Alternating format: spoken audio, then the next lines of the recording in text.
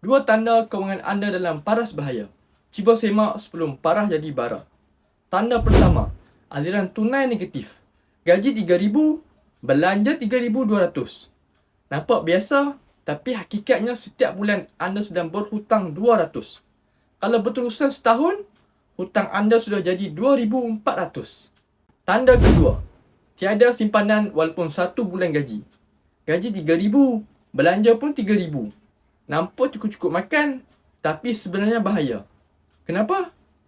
Kalau tiba-tiba sakit, kereta rosak, kena buang kerja, anda tiada backup langsung. Jadi apa solusinya? Pastikan aliran tunai anda positif. Kalau gaji 3,000, belajarlah hidup dengan 2,700. Lagi baki 300 itu, jadikan ia sebagai simpanan dulu. Bukan tunggu hujung bulan baru nak simpan. Ingat, berpeganglah dengan istilah simpan dulu, belanja kemudian. Kalau susah nak simpan dalam bentuk wang kertas, tukarkan kepada emas. Sebab duit memang dicipta untuk dibelanjakan, tapi emas dicipta untuk disimpan. Emas juga dikenali sebagai alat kewangan yang kalis bocor.